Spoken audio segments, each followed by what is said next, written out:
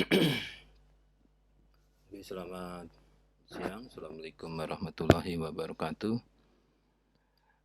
Hari ini saya akan membahas tatap muka kedua mata kuliah teori belajar dan pembelajaran semester 117 untuk kelas yang jam 13 dan jam 15 ya.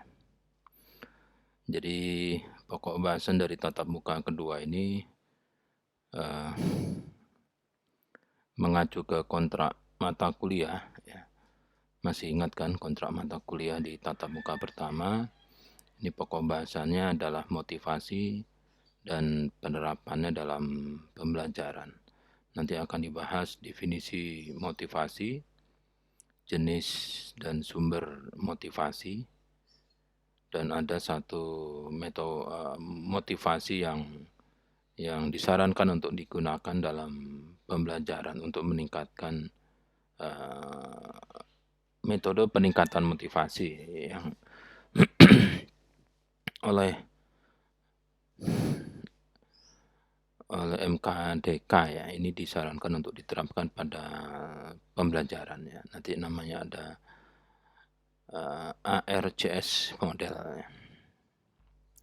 Jadi kita mulai. Jadi tujuan pembelajaran tatap muka kedua ini setelah mahasiswa mengikuti video pembelajaran membaca literatur di LMS ya. Ini mahasiswa akan dapat mendeskripsikan definisi motivasi. Motivasi itu apa dan sebagainya, dapat mengidentifikasi jenis-jenis motivasi, dapat mengidentifikasi sumber motivasi, mendeskripsikan ya, model motivasi ARCS, dan yang terakhir mendeskripsikan model ARCS dalam pembelajaran. Itu tujuan pembelajarannya. Referensinya ada di material mata kuliah TBP di LMS-nya UNJ. Ini PowerPoint disarikan dari material itu semua. Material itu banyak ya, dari material itu semua. Anda teman-teman mahasiswa bisa langsung ke LMS. Jadi jangan hanya melihat video pembelajaran yang saya buat, tetapi lebih dahulu melihat video-video pembelajaran yang ada di LMS di tatap muka kedua. Di situ sudah sangat terstruktur ya, sudah dapat diikuti ya. Kita masuk ke motivasi ya, definisi motivasi. Motivasi ini dari bahasa Latin, artinya mover. Saya tidak tahu cara membacanya betul apa tidak. Dalam bahasa Latinnya itu diterjemahkan menjadi menggerakkan ya. Jadi kata kerja ya kalau di situ ya, menggerakkan. Dalam bahasa Inggris motivation. Ini kata benda kelihatannya. Ya, ini artinya dorongan. Nah, kalau menurut LMS online ya, UNJ yang di mata kuliah TBP, ini motivasi diartikan sebagai kekuatan ya. Kekuatan atau kemampuan yang terdapat pada masing-masing individu. Ya. Untuk apa kekuatannya? Untuk berbuat. Yang dapat kekuatan yang dapat mendorong dirinya sendiri untuk berbuat. Berbuat itu yang melakukan tindakan. Bisa secara kognitif ya, yang ada di otak, strategi kognitif, bisa keterampilan dan sikap. Jadi driving force ya. Jadi kekuatan yang ada di dalam. Jadi ini kekuatan yang ada di dalam ini tidak bisa terlihat dari luar ya. Harus Anda godain atau harus diberi trigger supaya kekuatan tersebut menggerakkan otot ya, sehingga terlihat treatment apa yang konkret dari seseorang itu untuk berbuat itu apa. Jadi motivasi di sini tidak berdiri sendiri ya. Jadi motivasi belajar, motivasi kepemimpinan, motivasi menjadi ya, menjadi apa ya, apa itu kata benda juga mungkin ya. Kalau kata KBBI online ya, Anda bisa lihat sendiri ya, cari sendiri di alat gadget Anda itu motivasi ini kata benda adalah dorongan. Dorongan ya, ya semacam dorongan ya yang timbul atau yang ada pada diri seseorang. Nah, ini sadar atau tidak sadar, dorongan tersebut yang ada di dalam dirinya itu akan menggerakkan kognitifnya itu, strategi kognitifnya untuk melakukan sesuatu tindakan dengan tujuan tertentu. Jadi motivasi itu kata kuncinya ada dorongan dari dalam diri dan adanya tujuan akan menghasilkan suatu perilaku. Itu kalau kata KBBI online. Kalau menurut American Encyclopedia, ini motivasi adalah kecenderungan. Dia American Encyclopedia maksudnya itu mengelompokkan motivasi menjadi suatu sikap atau sifat ya, sifat dari seseorang yang membangkitkan dorongan dan menggerakkan tindakannya. Jadi manusia itu kalau bergerak, kenapa ke sana, kenapa ke sini gitu, ya itu karena ada kecenderungan, karena ada sifatnya dia yang di dalamnya itu yang mendorong. Ya tentunya ini yang yang mendorongnya ya yang olah pikirnya itu ya. Cropley 85 motivasi adalah suatu tujuan ya, goal, suatu tujuan yang ingin dicapai melalui perilaku tertentu. Jadi kalau seorang manusia ini pasti mempunyai tujuan. Nah, tujuan itu bagaimana mencapainya? Tentunya manusia tersebut menurut Cropley akan membuat suatu strategi kognitif. Strategi yang ada langkah-langkah yang harus dilakukan oleh manusia, tapi langkah-langkahnya ada di otak gitu. Tidak terlihat. Ya, kalau orang diem itu jangan-jangan sedang menyusun suatu strategi kognitif supaya tujuannya itu tercapai. Nah, itu adalah motivasi. Winkels 87 ini termasuk begenggek pendidikan atau pembelajaran. Motivasi adalah penggerak, trigger yang menggerakkan, yang berasal dari dalam individu untuk melakukan aktivitas tertentu demi mencapai suatu tujuan. Kalau dilihat dari definisi yang sebelumnya, ini Anda sudah bisa menyimpulkan ya bahwa motivasi itu mempunyai beberapa kata kunci. Ada penggerak, ya, sadar, ada suatu activity, ya, ada suatu yang sisanya adalah tujuan, ya. Nah, gitu. Jadi sifat ini ya. Jadi ini kalau menurut RMS ya, motivasi ini adalah gejala psikologis. Ya. Jadi suatu indikator dari seseorang yang dapat diamati ya dan dapat terukur ya, gejala psikologis yang indikatornya atau bentuknya adalah dorongan kuat. Dorongan kuat itu ya semacam perilaku yang dibuat oleh seseorang tersebut untuk mencapai tujuan tertentu. Jadi dorongan kuat ini dapat diamati dan terukur ya, berbentuk perilaku atau tindakan-tindakan yang kalau yang di sini sadar ya. Kalau tidak sadar ya bagaimana ya? Kok orang nggak sadar bisa bergerak gitu ya? Maksudnya gitu. Ini tindakannya sudah sadar. Jadi motivasi ini adalah sikap ya, sikap seseorang dalam menghadapi suatu fenomena. Jadi kalau Anda terjun atau berbaur atau tinggal atau menghadapi suatu peristiwa di depan Anda, itu disebut fenomena, dan peristiwa tersebut mengharuskan Anda untuk melakukan tindakan, gitu ya. Jadi kalau di depan Anda tuh ada sesuatu fenomena, yang harus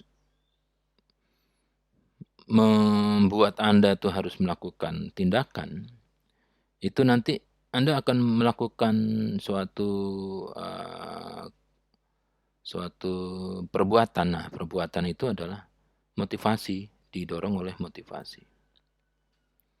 Tapi kalau ada suatu fenomena Anda tidak melakukan kegiatan apa-apa, tidak melakukan, tidak ada kegiatan, ya, atau diam, ya, itu berarti motivasi Anda di suatu fenomena itu, rendah. Tapi kalau tinggi ya, jadi misalnya mendengarkan musik, ya, musiknya Anda tidak sesuai, ya Anda diam. Tapi kalau musiknya sesuai dengan apa yang ada di hati Anda, nanti semacam ada dorongan, "Ayo begini, goyang," nah misalnya.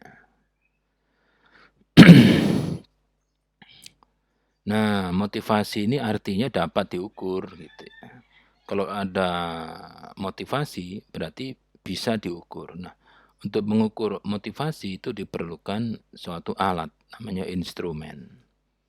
Kalau mengukur berat badan, instrumennya adalah timbangan badan. Tapi kalau mengukur motivasi, nggak ada alat ukurnya yang bisa kita beli, misalnya merek suatu, apa ya, Sony gitu ya misalnya, atau Samsung, mengukur motivasi, didekatkan ke kepalanya itu nanti keluar nilainya, itu tidak ada atau belum ada. Untuk sampai saat ini saya belum pernah lihat lah, mungkin di tahun-tahun yang akan datang. Nah, instrumen motivasi ini karena dia adalah sikap ya, berarti menggunakan kuesioner. Kuesioner ini ya menggunakan pernyataan yang, respondennya harus memilih menggunakan skala Likert ya. Bisa ya, tidak gitu ya. Kalau ya itu 1, kalau tidak itu 0, atau Likert sangat setuju, setuju, tidak setuju, sangat tidak setuju. Itu kuesioner untuk memotivasi. Misalnya motivasi belajar ya. Salah satu, pernyataan di nomor 1, saya sering membaca material pembelajaran yang akan dijadikan pokok bahasan pada, tatap muka besok pagi. Nah, itu kalau Anda motivasinya tinggi akan menjawab sangat setuju gitu. Walaupun Anda tidak membaca, tapi ada pernyataan seperti itu Anda bilang sangat setuju, nilainya 4. Tapi kalau sangat tidak setuju, nilainya 1. Nanti pernyataan-pernyataan yang seperti itu tadi setelah disusun ya, berdasarkan kisi-kisi dari definisi motivasi belajar, itu nanti akan ditotal. Kalau jumlahnya 4-nya itu misalnya ada 100, berarti kan 400. Jadi kalau suatu, kelas itu diukur motivasi belajarnya, ada nanti mahasiswa yang mempunyai peluang nilai 400 ya. Kalau satu, kuesioner motivasi belajar itu ada 100 pernyataan, gitu ya. Anggap aja pernyataannya selalu positif ya. Tapi kalau ada yang nilainya adalah 100, berarti 1 kan. Jadi yang 100 ini dikelompokkan dalam, secara, eee, kualitatif itu motivasinya tinggi, sedangkan yang nilai total kuesioner motivasi belajarnya itu hanya 100, ya tidak mungkin 0 ya, kan jawab tidak, sangat tidak setuju kan nilainya 1, jadi 100. Jadi kalau 100 itu secara kualitatif dianggap motivasi belajar rendah, tapi kalau 400 dianggap mempunyai kelompok motivasi, kualitatif ya, motivasinya belajarnya tinggi. Jadi nilainya itu rata-rata ya dari 100 sampai 400. Begitu. bagus mana? Ya enggak, ya.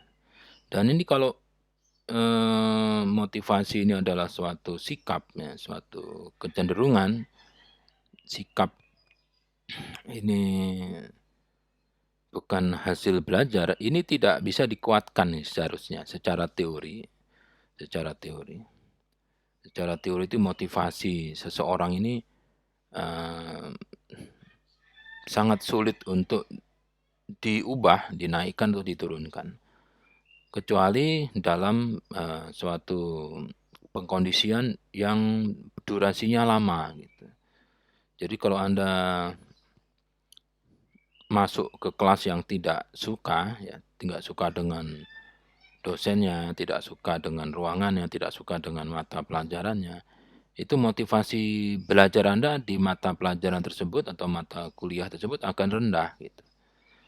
Nah ini kalau mahasiswa yang salah masuk, program studi itu motivasi belajarnya akan cenderung lebih rendah dibanding teman-temannya yang suka gitu. Nah ini secara teori ada kelompok hasil penelitian empiris yang bilang bahwa motivasi belajar itu bisa dinaikkan. Ada juga yang bilang tidak bisa dinaikkan ya, yang bilang bisa dinaikkan itu bilang ini treatment-nya harus selama sekian kali tatap muka. Tapi setelah itu tidak ada penguatan ya dia kembali ke normal. Gitu ya. Jadi motivasi itu seperti given, suatu nilai yang given. Secara deduktif ya, teori maksudnya menyimpulkan dari beberapa teori dan secara induktif hasil penelitian empiris dilakukan sendiri.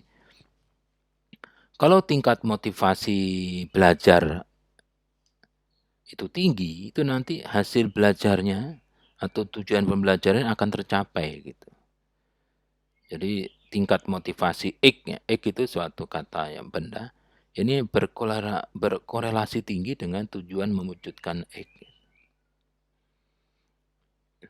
Jadi yang sudah dibuktikan secara teori dan secara empirik, jadi motivasi ini berbanding lurus dengan hasil belajar gitu. Kalau hasil belajar ini tujuan belajar adalah meningkatkan kompetensi A, ya berarti kalau motivasinya belajar tinggi pasti tujuan pembelajaran dalam meningkatkan kompetensi A itu akan tercapai gitu.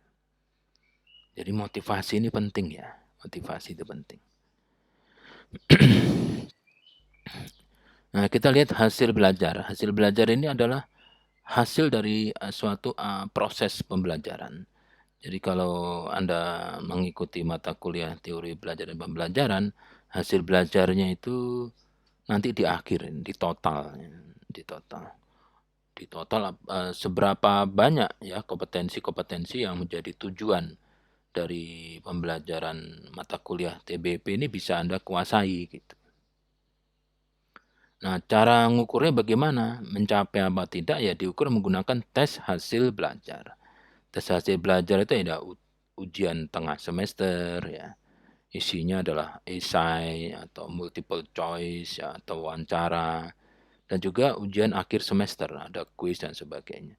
Total dari nilai UTS, UAS, tugas ya, tugas-tugas terstruktur baik mandiri atau berkelompok dalam case based learning atau project based atau inquiry based atau based yang lain, ini nanti dapat diukur menggunakan tes hasil belajar dan hasilnya secara normal itu rentangnya 0 sampai 100. Jadi kuantitatif. Ya. Kalau hasil belajar itu jangan bilang tinggi ya. Ini rentang 0 sampai 100. Nah, kalau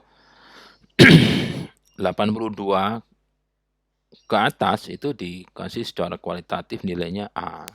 Itu hanya masalah kesepakatan.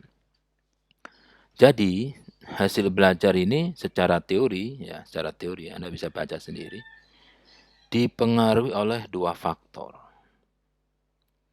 Jadi kalau Anda mengikuti mata kuliah TBP ini, hasil belajarnya hanya dipengaruhi oleh dua faktor gitu. Jadi faktor internal yang ada di dalam Anda ya, dan faktor eksternal yang ada di sekeliling Anda. Jadi kalau internal itu misalnya IQ ya, IQ, ESQ, macam-macam QQ itu ya. Volume otak besar tuh berapa gitu. Terus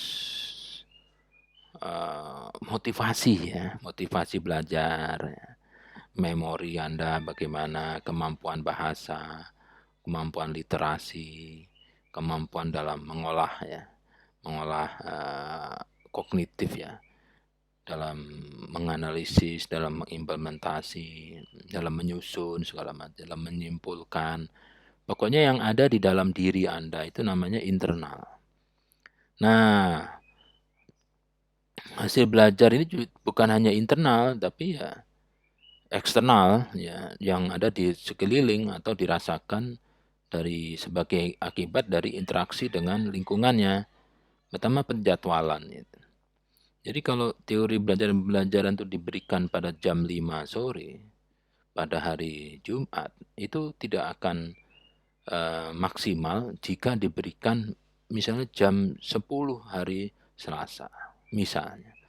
Kan Anda sudah pernah dulu ya belajar matematika jam terakhir setelah pelajaran olahraga. Wah, itu isinya ngantuk semua. Jadi penjadwalan itu penting. Belum fasilitator ya, dosennya ada goblok atau pinter-pinter atau ya namanya dosen kan beda-beda, manusia juga. Strategi yang dipilih dosennya ya. Terus media pembelajarannya, ruangannya, ruangannya besar, AC-nya nggak ada, atau ruangannya besar, LCD-nya mati, listriknya tiba-tiba menghilang. Ya, seperti itulah ya, itu eksternal, pokoknya sesuatu yang dirasakan dari luar. Jadi dari internal dan eksternal, jadi kalau dilihat bahwa motivasi itu ternyata kalau masuk kelompok internal. Jadi hasil belajar itu dipengaruhi oleh motivasi, berbanding lurus. Tapi ini juga mesti dibuktikan ya. Jadi Anda nanti kalau sudah skripsi bisa membuktikan itu. Selalu dibuktikan. Nah, jadi ada teori bilang motivasi tinggi atau motivasi dapat meningkatkan hasil belajar. Nanti harus dibuktikan. Jadi teman-teman Anda S1 itu selalu membuktikan di dalam skripsinya hubungan motivasi belajar dengan hasil belajar pada seperti itu. Jadi setiap tahun itu dibuktikan, setiap 6 bulan dibuktikan oleh sekian ratus penelitian skripsi ya. Nanti pada akhirnya kesimpulannya semua rata-rata masih mendukung teori itu. Jadi hasil belajar peserta didik SMK negeri misalnya 177 itu ditentukan oleh motivasi. Motivasi belajarnya waktu dihitung ada 2 kelompok tinggi dan kelompok tidak tinggi. Nah, kelompok tinggi ini hasil belajarnya secara statistik lebih tinggi dibanding hasil belajar dari kelompok siswa yang motivasinya tidak tinggi. Gitu. Jadi hati-hati ya.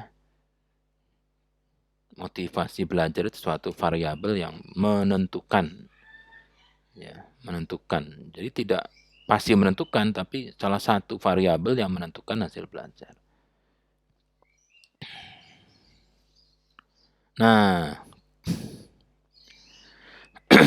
ada kalanya di suatu kelas pembelajaran itu interaksi peserta pembelajaran dan fasilitatornya ini positif gitu. Sudah ada interaksi, bertanya, menjawab, tidak ribut. Jadi kondusif. Nah, kalau kondusif itu ya berarti motivasi belajarnya semua sudah baik ya dalam kelompok baik atau tinggi gitu. Jadi tidak perlu ada pengkondisian supaya motivasi belajarnya tinggi. Nah, sudah tinggi ya gitu. Tingginya berapa kamu? 184. Terus ngapain ikut treatment supaya meninggikan badan? Ya udah nggak usah. Ini buat yang masih masih cetek-cetek aja tingginya, itu seperti itulah.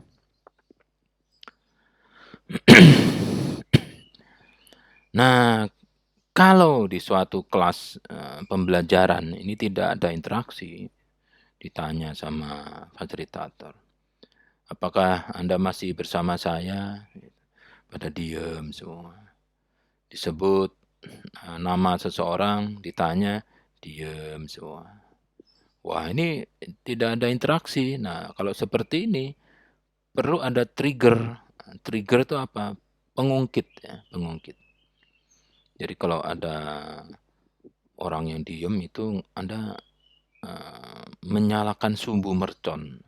Begitu merconnya meledak, wah semua kaget. Nah, itu trigger namanya, trigger.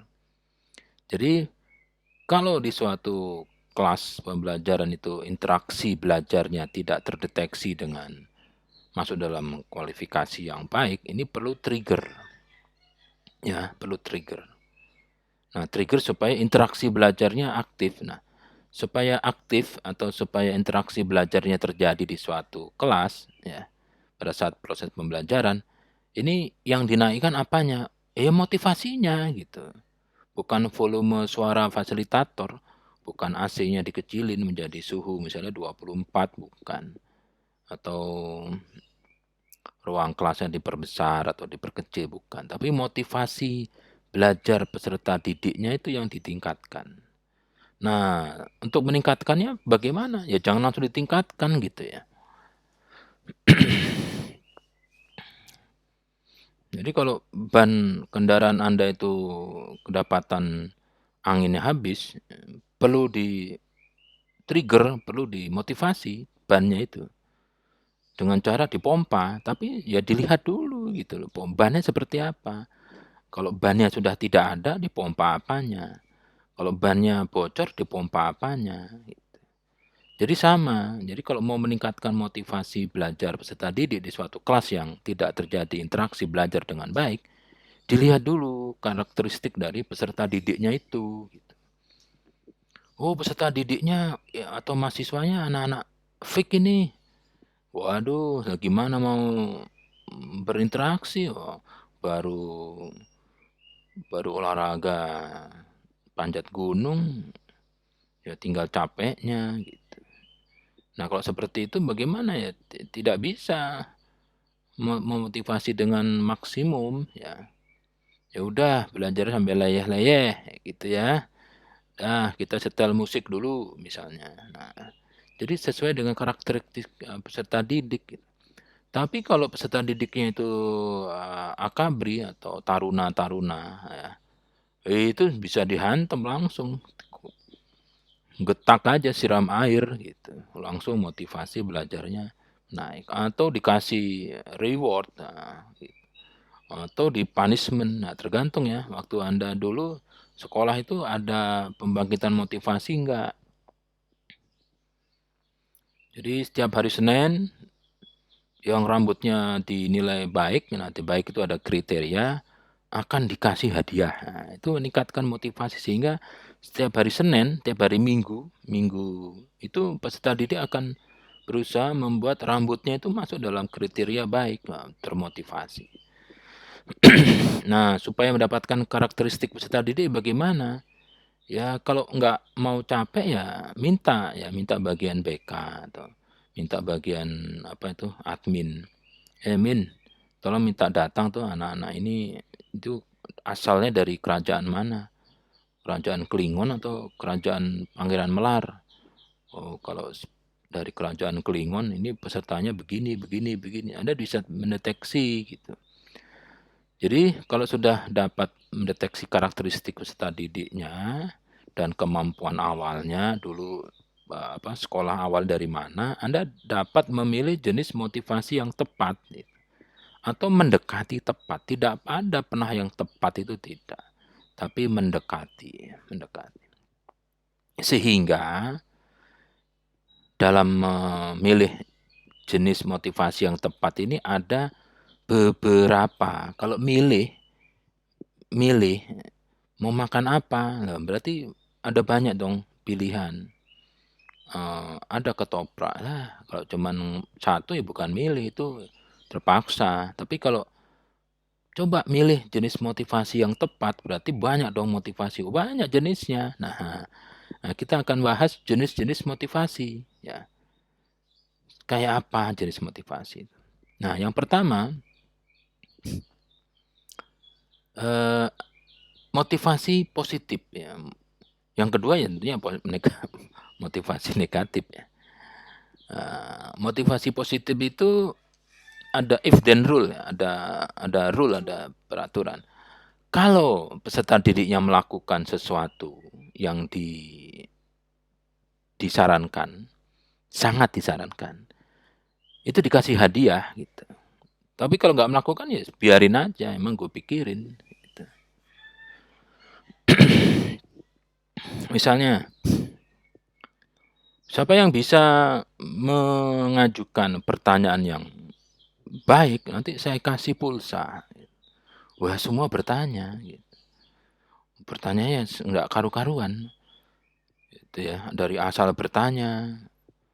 Atau siapa yang bertanya saya kasih uang 5.000. Wah, semua nanya. Nanyanya hari ini jam berapa pulangnya. Yang nanya maksud dari pokok bahasan yang baru saja disebutkan, walaupun itu sangat sangat jelas, ya. Gitu. Jadi intinya pengen dapat hadiah itu. Nah, gitu. Mendapat reward, ya, mendapat reward. Ini digunakan pada pembelajaran dengan spesifikasi tertentu, nggak semua, ya. Jadi misalnya sudah tidak ada lagi gitu ya, mau apa, treatment yang cocok, ditanya diem gitu ya. Waduh, ini otaknya kemana gitu, kok ditanya diam, akhirnya dikasih reward. Nah, ini di depan itu ada cemilan, siapa yang bisa menjawab pertanyaan dari fasilitator ini, kalau jawabannya memenuhi kriteria, silakan ngambil cemilan. Wah, semua jawab gitu. Ya bukan berharap, awalnya bukan berharap jawabannya benar, tapi ya pokoknya pingin cemilan gitu, atau minuman itu. Nah, lama-lama kalau setiap hari pembelajaran tuh Anda memberikan hadiah, reward, lama-lama bosan mereka. Karena cemilannya ya itu-itu aja gitu. Dan pulsanya cuman pulsa kayak kayak begitu saja, sehingga habit mereka bertanya itu menjadi suatu kebiasaan yang permanen. Ini biasanya motivasi positif ini tidak sadar masuk ke long long term, tapi tidak sadar, ya.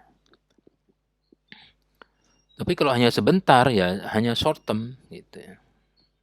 Ini jarang, ya. Ini biasanya kebanyakan untuk suatu kelas yang tidak terjadi interaksi belajar yang baik di awal-awal pembelajaran atau awal-awal sekolah. Jadi masuk sekolah, teman-temannya itu baru semua. Jadi kelas 10 misalnya. Kelas berapa lagi? 7, ya. Kelas 7 masuk SMP itu satu kelas, siapa nggak kenal gue. Nah, itu supaya membangkitkan motivasi itu dibuatlah suatu motivasi positif gitu. Tapi kalau sudah kenal, misalnya satu angkatan ini sudah semester ketiga, itu enggak perlu, ya, enggak perlu. Caranya cari aja yang mahasiswa yang paling ibaratnya paling lola, itu ditanya. Kalau dia bisa jawab, cari yang lain. Nah, itu teman kamu aja bisa cepet kok, kamu enggak. Wah, dia termotivasi. Ada dorongan, coba teman saya aja bisa kok, saya nggak bisa gitu. Nah, gitu. Nah, ini nanti kalau enggak ada hadiahnya atau hadiahnya itu sudah habis, ya, ini diharapkan masih terjadi interaksi belajar gitu. Tapi kalau enggak ada, ya ya ya selamat datang, ya, di dunia yang indah gitu. Jadi sebaiknya hadiah ini selalu ada gitu. Coba lihat kalau Anda, ada pertunjukan lumba-lumba gitu ya.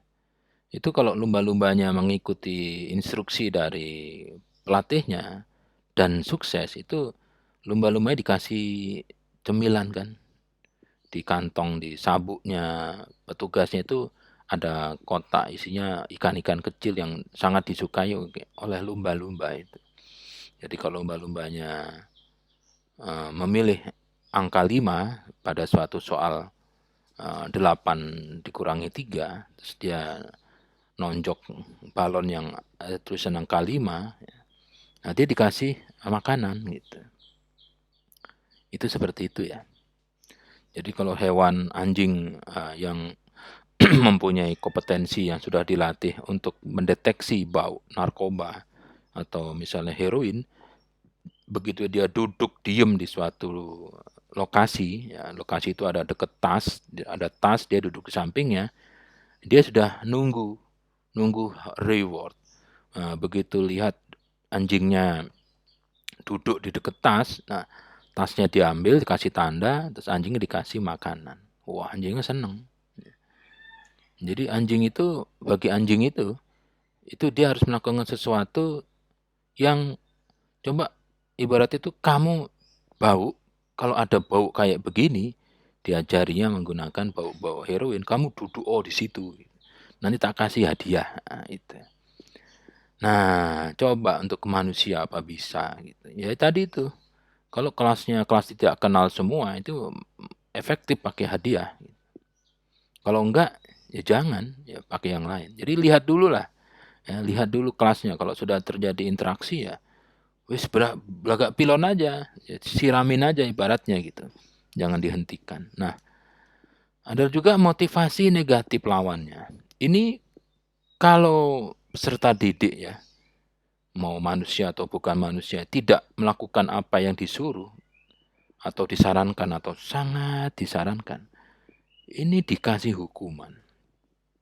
Kalau kalau ini Pak diem, ya biarin aja. Nah hukumannya bisa dipukul ya. Zaman dulu itu, waduh, waktu saya dulu sekolah, ini cerita zaman dulu. Telat aja sudah dapat hadiah gitu, benjol. Gondrong, wah udah rambut bisa hilang separuh gitu. Nggak bawa buku aja bisa menjadi masalah. Nah itu. Jadi ini hukuman.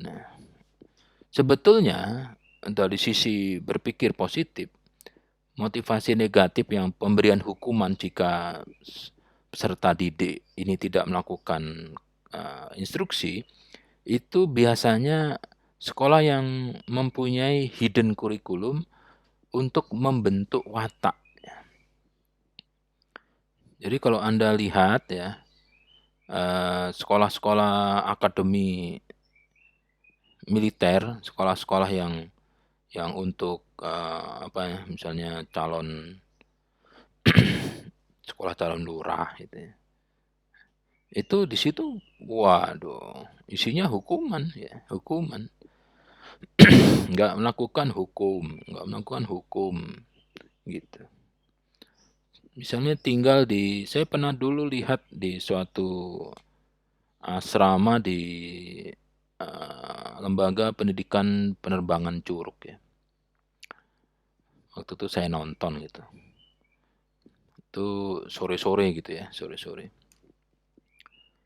Itu, penghuni asrama yang calon-calon pilot sipil itu pada rambutnya cepak, perempuan cepak, laki cepak gitu, pada berdiri kaku. Nah, di situ ada fasilitatornya gitu. Dan herannya di depannya itu ada jemuran celana dalam. Ya gitu. Nah, mending kalau celana dalamnya itu totol-totol atau motif, seseorang lagi mancing gitu ya. Ini celana dalamnya dalam bentuk yang udah tidak beraturan ya, bolong-bolong, bergidil gitu. Ya, cuman satu gitu. Terus saya dengerin ternyata fasilitatornya bilang gini, ini siapa yang lupa mengangkat jemuran celana dalam? Waduh, mana ada yang ngaku kan? Nah, akhirnya karena tidak ada yang mengaku, 4 orang tadi suruh maju satu-satu untuk membau celana dalam itu.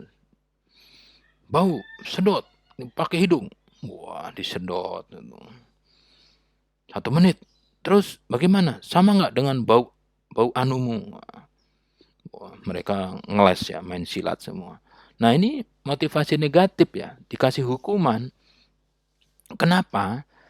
Nanti setelah berharap waktunya 1 jam kemudian selesai itu proses pembentukan watak, mereka akan pulang ke asramanya tuh sambil nyari nih punya siapa nih gue gebukin gitu. Tapi besoknya itu tidak ada pernah lupa mengangkat cucian, apalagi celana dalam, sampai dia nanti mati. Kalau dia misalnya terbang dia membawa pesawat Singapore Air gitu ke Abu Dhabi, begitu tinggal di hotel itu kalau nyuci celana dalam, jemurnya di samping kamarnya itu, di samping tempat tidurnya kan ada lampu itu, di situ. Dia tidak bakal lupa dia itu. Kenapa? Wah, kalau lupa, nah, seperti memori long term tadi. Ya, ini watak ya. Jadi watak. Jadi coba Anda bandingkan motivasi yang negatif diberikan di suatu proses pembelajaran, ini akan diingat selamanya. Gitu. Ya sambil ngeremeng, tapi suatu saat menjadi memori yang menjadi bahan ketawaan. Gitu.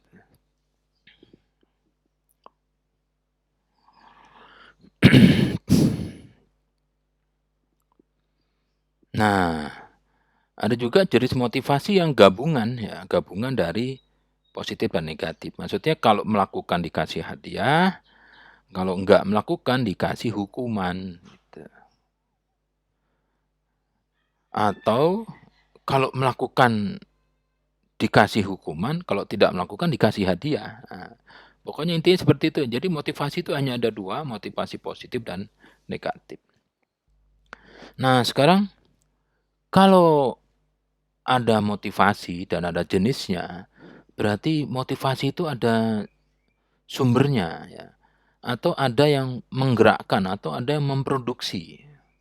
Orang tanya itu, berarti motivasi itu bisa diproduksi dong. Ya, secara teori bisa gitu. Ya sebetulnya bukan memproduksi tapi mengembangkan. Motivasi itu ada di dalam diri masing-masing manusia. Adanya itu ada yang cuman skiprit ya, ada yang sampai muntah-muntah. Nah, gitu. Kalau yang muntah-muntah ini harus ditahan, dikecilkan, karena kalau enggak seperti dia jadi seperti orang gila gitu ya. Karena motivasinya tinggi menjadi apa kepala daerah nggak tercapai, wah jadi gila gitu. Itu terlalu tinggi motivasinya, biasa aja gitu. Tapi ada juga yang motivasinya kalau ibarat lampu itu sudah meleret. Nah, yang meleret ini perlu dinaikkan gitu motivasinya. Nah, sumber motivasi itu ada 2 yang sudah ada ya, sudah ada di dalam peserta didik atau sudah ada dalam manusia. Ini namanya intrinsik. Ini motivasi yang muncul karena dorongan dari internal, ya. Jadi bisa ketahuan kalau dari internal itu cirinya bagaimana? Ya pokoknya perilaku atau tindakan dari seseorang tersebut untuk suatu hal mengacu ke motivasi apa gitu ya. Ini dilakukan hanya untuk membuat perubahan. Bisa pengetahuan, keterampilan, dan sikap. Dan itu aja gitu. Tidak ada yang selain tujuan pembelajaran. Jadi perubahan pengetahuan dan sikap. Perubahan pengetahuan, keterampilan, dan sikap. Tapi kalau ada tujuan-tujuan lain untuk meningkatkan selain pengetahuan, keterampilan, dan sikap, ini berarti ekstrinsik. Jadi motivasi dari eksternal. Jadi keinginan bertindak karena faktor pendorong dari eksternal. Jadi ada 2 sumbernya ya. Sumber dari internal, dari dalam diri sendiri sudah besar. Kalau belum besar, dikuatkan ya, dikuatkan dengan jenis-jenis motivasi yang tadi. Tapi kalau kecil ya, kecil ya harus di-trigger dari luar, nah gitu. Kalau sudah ada ya biarin aja, itu pertahankan. Jadi sumber motivasi ini, maksudnya ya, kegiatan atau aktivitas yang dilakukan oleh peserta didik dalam mencapai tujuan akan dipengaruhi oleh motivasi dalam diri atau dari luar. Jadi kalau Anda mengikuti suatu pembelajaran, itu pasti ada motivasi yang sudah ada dan ada motivasi yang, mencoba men-trigger atau kegiatan yang men-trigger motivasi Anda supaya muncul. Yang sudah ada jadi besar, yang sudah besar dipertahankan, gitu. Nah, ini motivasi kalau motivasi ekstrinsik ini secara statistik lebih membuat seseorang mendapat tujuan yang lebih cepat ya, dan lebih komprehensif. Jadi kalau misalnya nanti kalau sukses belajar, saya kasih hadiah mobil gitu. Wah, atau, tetangganya itu yang sombong itu, begini begini begini, Anda termotivasi. Saya mau belajar supaya bisa lebih tinggi dari tetangga saya itu. Atau membuktikan bahwa Anda bisa loh mempunyai license apa gitu, itu bisa. Jadi akhirnya motivasinya karena apa, termotivasi dari orang luar, dari luar ya, namanya itu ekstrinsik. Nah, kondisi saat ini maksudnya bagaimana? Kalau dalam pembelajaran itu peserta didiknya ini, banyak dipengaruhi ya. Ya, kalau manusianya itu sama kan nggak mungkin, manusia tidak pernah sama gitu. Keluarganya pasti beda, tinggalnya di suatu beda, budayanya beda, generasinya generasi X, Y, Z, literasinya berbeda, lingkungannya beda, terus politik-politiknya pengetahuan awalnya beda, sehingga ini akan membuat, peserta didik itu mempunyai suatu kondisi, kondisi tertentu saat mengikuti proses pembelajaran, gitu loh. Nah, kondisi itu bisa disebut dengan mempunyai motivasi yang rendah, motivasi yang rendah.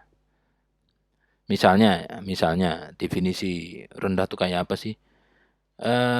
Kesulitan menerima apa namanya, materi. Responnya rendah, mengembangkan materi, wah nggak pernah. Terus berinteraksi tidak aktif ya dalam proses belajar. Nah, ini masuk dalam kelompok motivasinya rendah ya, motivasinya rendah. Nah, akhirnya solusinya ya mengembangkan atau menerapkan model motivasi yang sesuai dengan karakteristik peserta didik. Itu ya. Jadi kalau Anda dapati kelas pembelajaran yang Anda lakukan ini tidak terjadi interaksi belajar yang menurut Anda baik, ya harus dipilih ya, model motivasi terus diterapkan. Nah, di mata kuliah TBP ini ada suatu model motivasi namanya ARCS. ARCS ini adalah singkatan dari Attention, Relevant, Confident, dan Satisfaction. Ini punyanya Keller ya, dalam bukunya di tahun 87. Jadi model ARCS ini adalah model pendekatan yang dirancang untuk meningkatkan motivasi belajar dan lingkungan belajar yang tepat sehingga motivasi belajar peserta didik ini dapat meningkat atau dapat dipertahankan sehingga tujuan pembelajaran dapat tercapai. Jadi bentuk strategi pembelajarannya ya mengutamakan ARCS tadi, mengutamakan attention, perhatian, terus materi pembelajarannya harus mempunyai relevansi dengan dunia yang nyata ya. Terus menciptakan percaya diri ya, gitu ya. Confident dan menimbulkan kepuasan dalam diri peserta didik. Ini akan menjadi baik ya. Nah, penerapannya bagaimana nih penerapannya? Ya. Penerapannya begini, untuk yang attention ya.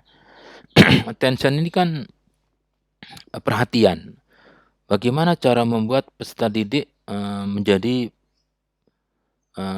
memperhatikan materi pokok bahasan. Jadi pada prinsipnya manusia itu kan punya rasa ingin tahu. Nah, rasa ingin tahu manusia ini digodain, atau digodain itu diganggu supaya meningkat. Yang tadinya rasa ingin tahu yang nggak ada, jadi ada. Pakai apa? Ya pakai strategi pembelajaran yang bervariasi, jangan monoton gitu. Jadi strategi pembelajarannya disesuaikan dengan waktu. Kalau sekarang mungkin inquiry, besoknya lagi project, ya, besoknya lagi yang lain. Terus pakailah media pembelajaran yang mendorong rasa ingin tahu, itu gambarnya bagus tuh.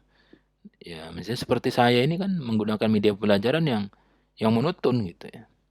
Ya monoton. Tapi kalau di LMS kan sudah baik ya, ada gambar yang berjalan dan sebagainya.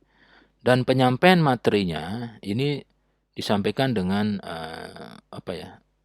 Tidak serius gitu ya. Tidak serius.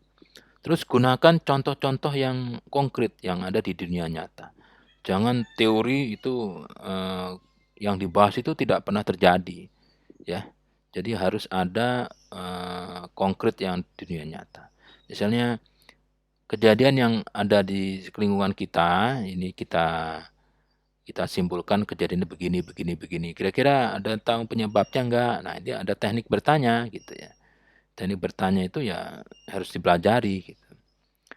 Itu attention ya, attention. Jadi akhirnya membuat peserta didiknya itu meningkat rasa ingin tahunya. Kalau rasa ingin tahu meningkat, itu nanti akan memberikan perhatian gitu, ya, perhatian. Misalnya membawa media pembelajaran sesuatu taruh di depan, kok aneh pada ngeliatin, misalnya seperti itu. Ya. Terus yang supaya ada relevansi ya, supaya ada keterkaitan, kesesuaian dan dengan materinya, ini Anda harus menggunakan contoh-contoh yang konkret, ya. Contoh-contoh yang konkret atau kondisi-kondisi nyata itu direlevansikan atau dihubungkan dengan materi pembelajaran. Jadi jangan sampai materi pembelajaran diberikan ini tidak dipakai dalam dunia nyata gitu ya. Jadi ya harus yang konkret sehingga oh ini ada gunanya. Karena apa? Nah, ini sesuai dengan pekerjaan saya nanti yang saya inginkan. Oh ini sesuai dengan lokasi saya. Oh ini saya sesuai dengan apa yang dialami oleh kelompok atau kerabatnya. Itu relevansi. Jadi peserta didik ini mendapat persepsi bahwa yang dilakukan setelah pembelajaran berakhir ini ada manfaatnya, ya, ada manfaatnya. Oh ini nanti kalau saya jadi lurah ini dipakai nih, makanya saya dengerin deh, nah, begitu. Itu relevansi. Yang ketiga, bagaimana cara meningkatkan percaya diri. Jadi meningkatkan perasaan saya mampu, perasaan oh saya berkompeten, ya gitu. Jadi supaya seperti itu peserta didik, Anda harus mengkondisikan pembelajaran Anda untuk memperbanyak pengalaman mereka itu menyelesaikan atau sukses berhasil. Jadi bikin mereka melakukan suatu kegiatan yang pasti berhasil. Supaya berhasil, jadi dibikin pembelajaran itu dalam skop yang kecil atau subsistem, jangan sistem yang besar ya, subsistem yang kecil gitu ya. Misalnya kalau membuat teh itu memilih teh, begitu. Coba pilih teh yang untuk malam-malam. Kalau malam itu harus ada minnya. Dia milih, wah ini benar. Waduh, berarti saya sudah mempunyai kemampuan untuk memilih teh gitu. Dari sekian banyak jamuan minum teh. Nah, misalnya seperti itu. Saya ini tergantung ininya, karena ini prodinya berbeda-beda, saya tidak bisa memberikan contoh yang relevan dengan prodi Anda gitu ya.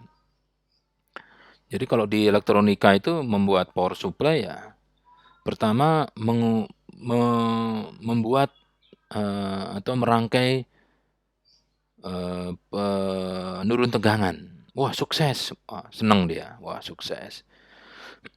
Jangan langsung bikin power supply, ya kalau gagal, waduh nggak percaya diri. Kalau sepak bola itu coba lari pakai sepatu bola, waduh jatuh terus lama-lama, wah berhasil, wah seneng saya bisa lari nih pakai sepatu bola. Jangan main bola nanti, gitu. Masih berlari pakai sepatu bola.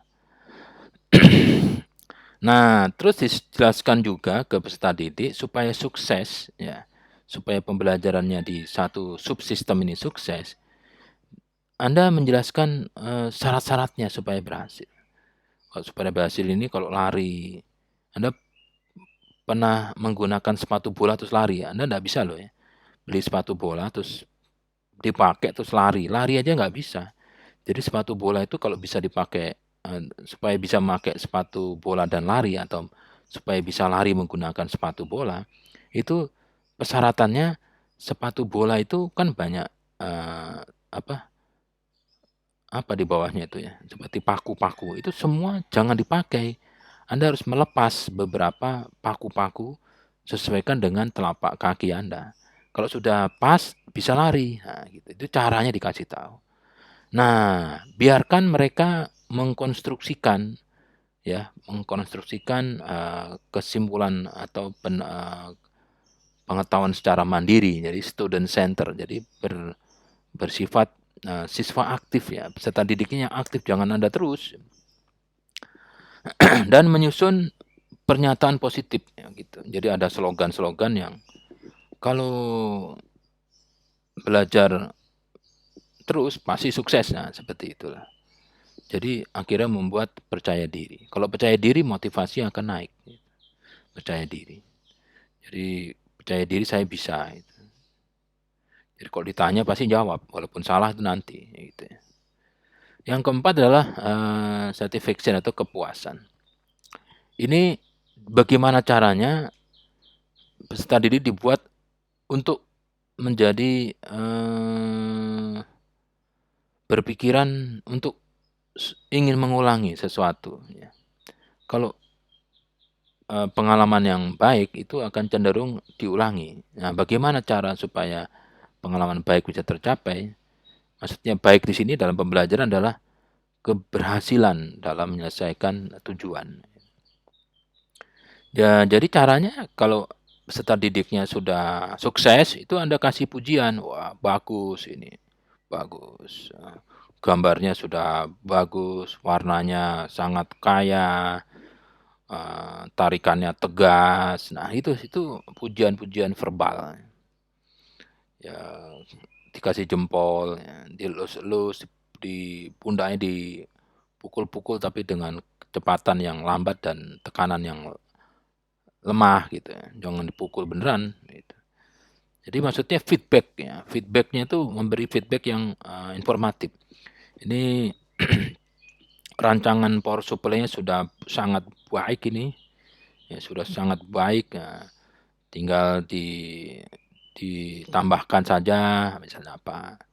Ya, kalau di pendidikan apa PPKN ya, ya saya enggak paham itu ya apa contohnya. Jadi kalau misalnya ya ini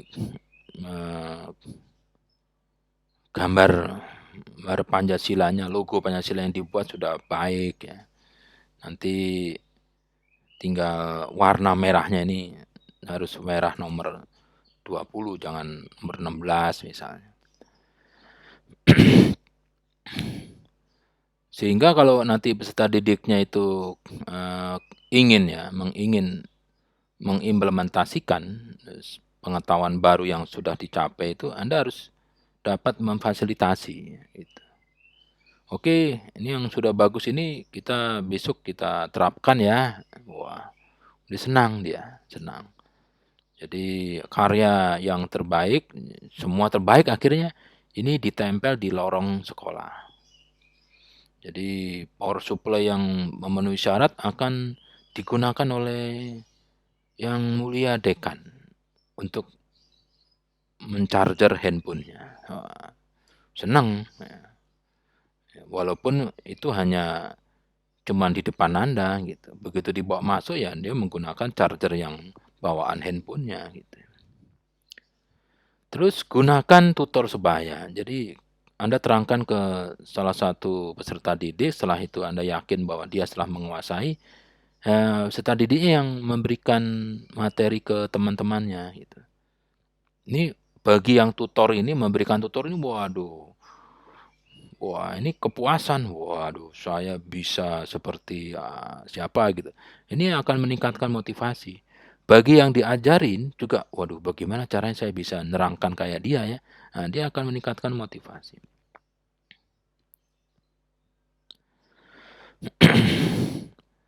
Nah, terus evaluasi ya, lakukan evaluasi begini. Jadi Anda itu waktu masuk pembelajaran, itu pada belum bisa nyupir semua kan. Nah, coba sekarang hasilnya. Sudah punya SIM semua kan, SIM B umum. Iya Pak, iya Bu, kan sudah bagus nih. SIM B umumnya ternyata waktu diuji di, Samsat, di Samsat, di Tangerang, di Cengkareng, ini hasilnya di atas rata-rata. Waduh, mereka akan senang gitu. Terus memotivasi mereka untuk membuat SIM B yang tidak umum. Ya, SIM B 2, 2A, B, C, D gitu. Itu termotivasi. Jadi itu langkah-langkah saat menerapkan model peningkatan motivasi ya ARCS dalam pembelajaran. Tujuannya membuat motivasi yang dianggap kelompok kecil itu menjadi naik ya, atau yang sudah besar dipertahankan gitu ya. Tapi tidak bisa ya secara cepat meningkatkan motivasi yang sangat rendah menjadi sangat tinggi, itu bullshit ya, nggak bisa ya. Bisa dalam waktu 8 kali atau 16 kali atau 14 kali tatap muka, ini kan 1 semester. Nah, kalau 1 semester itu berbeda, coba Anda lihat mahasiswa UNJ. Semester 1 itu kan pada nunggu dosennya kan, dengan motivasi tinggi. Wah, nunggu dosennya, tapi otaknya tidak dipakai gitu. Tapi kalau sudah semester 5, 7, mereka motivasi masih tinggi, nunggu dosen, tapi kan tidak nongkrong. Nunggu dosen di rumah, nunggu dosen di kampus C, Arion, gitu. Mereka bisa menganalisis, kalau dosen ini nggak bakal datang, dosen ini selalu datang, nah gitu. Ya seperti itulah ya. Oh, udah habis ya. Jadi sampai di sini, ini semua sudah saya berikan. Jangan lupa untuk membuka LMS-nya ya. Itu diskusinya diisi gitu ya. Komentar-komentar, Anda diskusi, Anda menyampaikan pendapat di situ. Nanti ada apa ya, nilai keaktifan dalam mengisi LMS. Ada kuis, dikerjakan kuisnya kalau memang ada ya. Ada tugas dikerjakan gitu ya, jangan nanti dikerjakan dalam 1 malam gitu. Seperti Bandung Bondowoso membuat, apa, patung, dalam 1000 patung dalam semalam ya. Ya kalah dengan, yang pintar.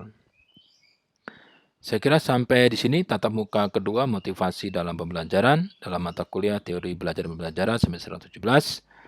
Selamat siang dan sore. Assalamualaikum warahmatullahi wabarakatuh.